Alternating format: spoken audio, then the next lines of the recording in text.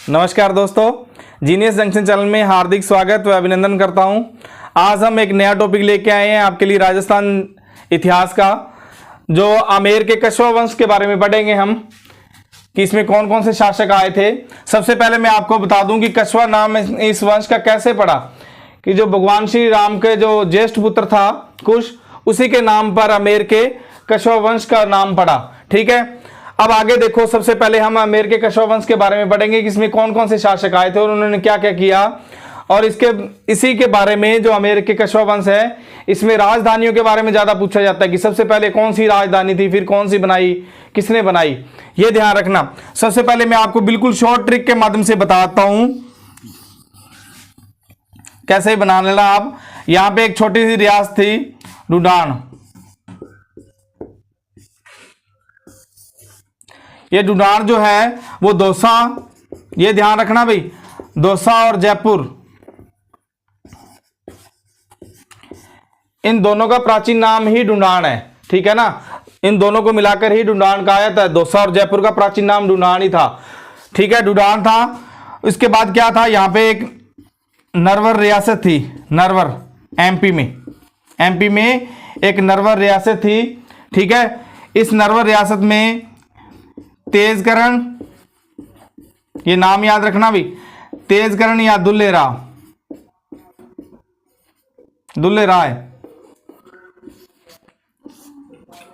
ये एक ही नाम है दोनों का, तेजकरण या दुल्ले राय। नरवरकर जागीरदार थे ये दोनों। ठीक है ना, दोनों एक ही नाम है, या तो दुल्ले राय नाम रख लेना, याद रख लेना, या तेजकरण। कई बार एग्जाम में ये पूछा जाता है या ये पूछा जाता है। नरवर के जागीरदार थे ये। ठीक है, क्या हुआ कि इस दुल्ले राव की शादी हो जाती है यहाँ डूडान में, यानी कि जयपुर में। जयपुर और दौसा का जो प्राचीन नाम था डूडान, वहां पर इसकी शादी हो जाती है। तो उस समय डूडान के अंदर बड़गुजरों का राज था। यह ध्यान रखना भी, बहुत बार पूछा जाता है किसका राज था, बड़गुजरों का राज था यहाँ पर डूडान पर। ठीक है, बड़गुजरों ने बहुत ही आतंकवाद फैलाया हुआ था डूडान में। तो इस दुल्ले राव की जब शादी हुई यहाँ पर, तो बाद में इसको पता चला कि डूडान तो बहुत ही विकट परिस्थितियों में है। तो इसने क्या किया, या दुल्ले राव जो था डूडान में आया, तो इन बड़गुजरों को हराया था 1137 में। यह ध्यान रखना भाई, कब हराया था, बड़गुजरों को हराया था 1137 में। किसने, दुल्ले राव को। और इसने अपनी प्रथम राजधानी बनाया था इस डूडान क्षेत्र को। यह ध्यान रखना भाई, बहुत ही मोस्ट इंपोर्टेंट क्वेश्चन है। प्रथम राजधानी कौन सी थी, डूडान। ठीक है, दुल्ले राव ने बनाया था 1137 में, बड़गुजरों को हराकर इसको प्रथम राजधानी बनाया था। ठीक है, उसके बाद क्या किया, कछवा वंश की नींव भी रखी थी इसने, इसी दुल्ले राव ने। यह ध्यान रखना भी। देखो, डूडान क्षेत्र को इसने जीत लिया था बड़गुजरों से, दुल्ले राव ने। जीतने के बाद इसे क्या किया, प्रथम राजधानी बनाया और कछवा वंश की नींव रख दी थी यहां पे इसने। ठीक है ना, यह भी याद रखना, कछवा वंश की नींव रखी थी इसने। यानी कि आदि पुरुष या मूल पुरुष दुल्ले राव को ही कहा जाता है, यह भी ध्यान रखना। आदि पुरुष या फिर मूल पुरुष, इसी दुल्ले राव को कहा जाता है भाई। क्या, क्यों कहा जाता है, क्योंकि इसने डूडान को बड़गुजरों से जीत लिया था 1137 में, और इसे डूडान को प्रथम राजधानी बनाया था और कछवा वंश की नींव रखी थी। ठीक है, इसलिए इस दुल्ले राव या तेजकरण को आदि पुरुष या मूल पुरुष कहा जाता है। यह ध्यान रखना। इसके बाद क्या किया दुल्ले राव ने, क्योंकि ये अपने आप को भगवान श्री राम के पूर्वज मानते थे। ठीक है ना, उनके वंशज मानते थे, यानी कि इसलिए इन्होंने क्या किया, इस डूडान के नजदीक ही एक कस्बा बसाया इन्होंने, रामगढ़ नाम से।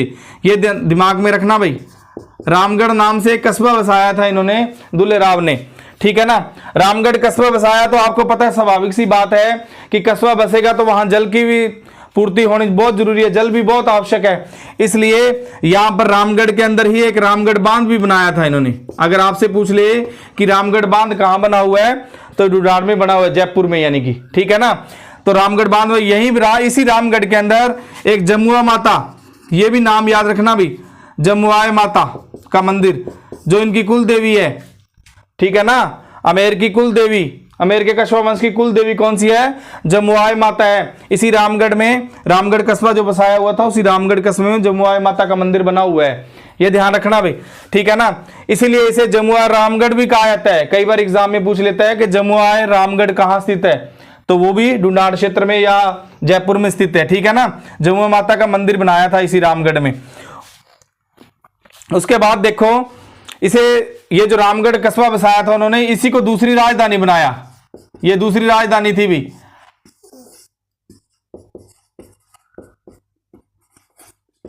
ये दूसरी राजधानी बना ली थी इसे। पहली राजधानी कौन सी थी?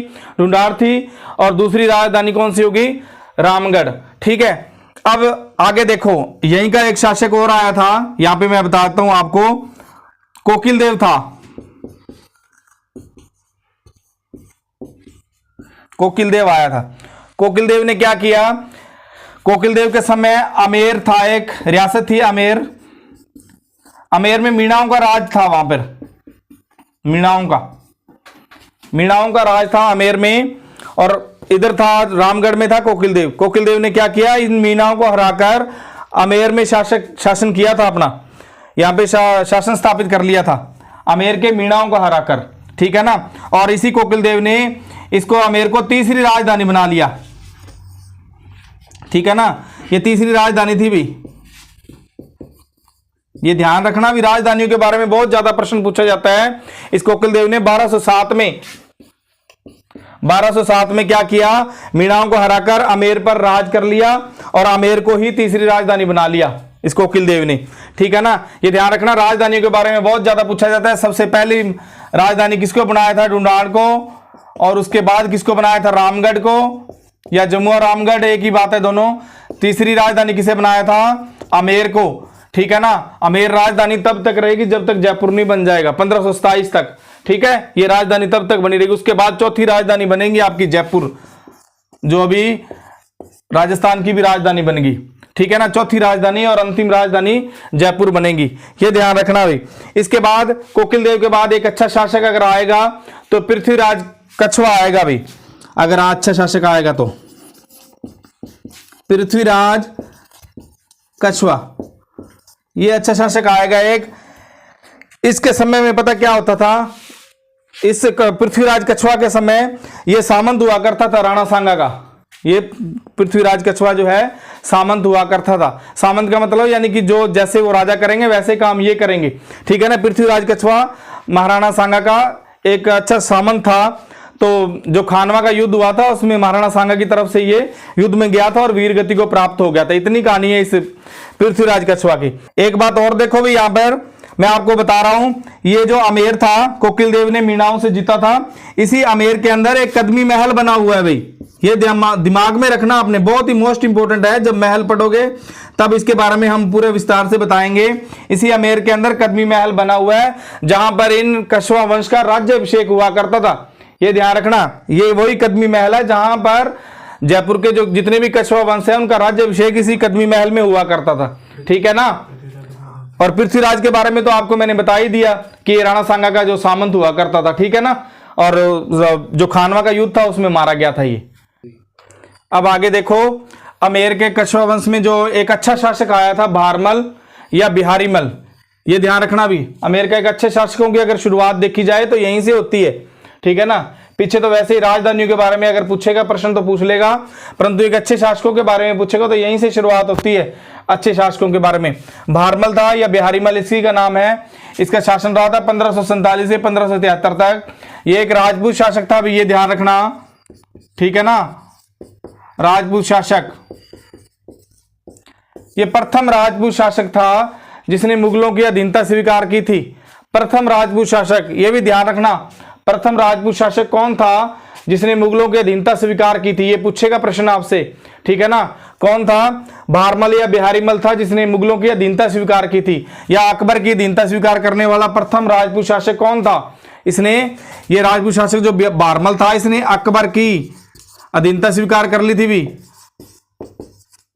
अकबर की अधीनता स्वीकार की थी इसने, ठीक है ना। और वैवाहिक स्तंभ स्थापित किया था इसने भी, वैवाहिक संबंध स्थापित करने वाला।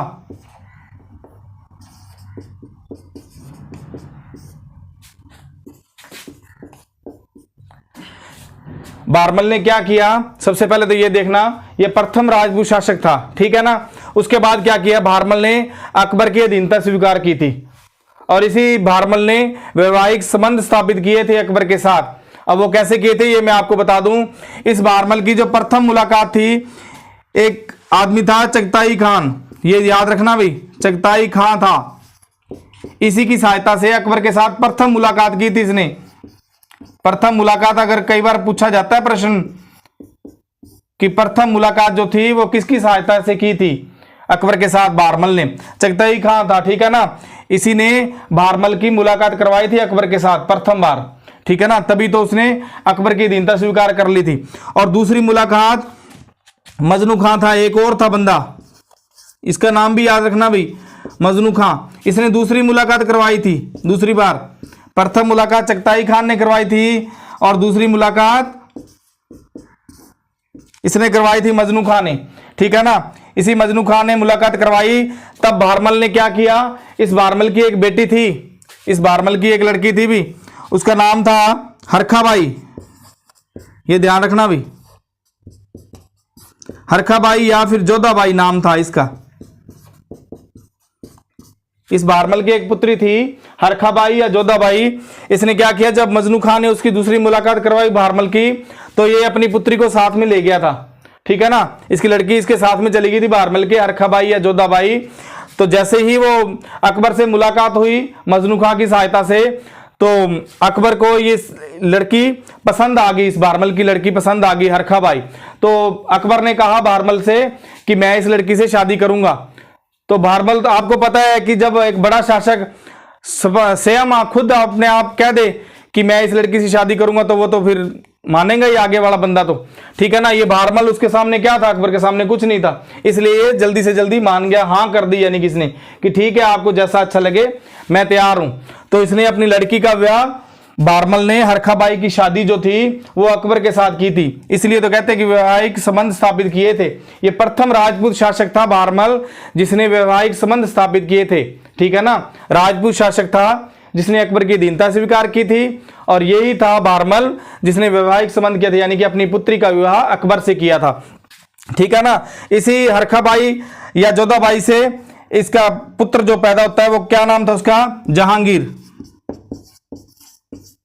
जहांगीर या सलीम इसी का नाम है, ठीक है ना। इसी हरखाबाई का पुत्र है। इसी हरखाबाई को इतिहास में बेगम, इसका इतिहास में नाम याद रखना भाई, इसका नाम है बेगम मरियम उज जमानी, ये नाम याद रखना भाई। इतिहास में इसी हरखाबाई को बेगम मरियम उज जमानी के नाम से जाना जाता है, ठीक है ना, ये बात आप दिमाग में रखना इसके बारे में। अब उसके बाद क्या किया, इसी अकबर ने, इतना काम होने के बाद अकबर ने इस भारमल को राजा की उपाधि दी थी भी। अब उपाधि याद रखना, कौन सी उपाधि दी थी, इसी भारमल को अकबर ने राजा की उपाधि दी थी, और एक और उपाधि दी थी वो याद रखना, अमीर उल उमरा की। यहां पे मैं लिख देता हूं, अमीर उल उमरा, ये उपाधि दी थी भी इसने। भारमल को अकबर ने कौन सी उपाधि दी थी ये याद रखना, प्रश्न पूछेगा आपसे कि भारमल को अकबर ने कौन सी उपाधि दी थी। एक तो दी थी राजा की उपाधि, ठीक है ना, और एक दी थी अमीर उल उमरा, ये उपाधि, दो उपाधियां दी थी उसने अकबर ने।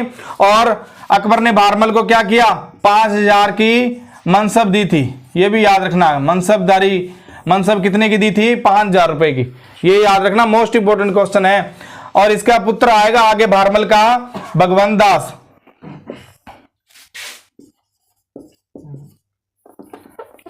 यहां पे बता रहा हूं मैं आपको, इसी भारमल का पुत्र जो है भगवंत दास आएगा,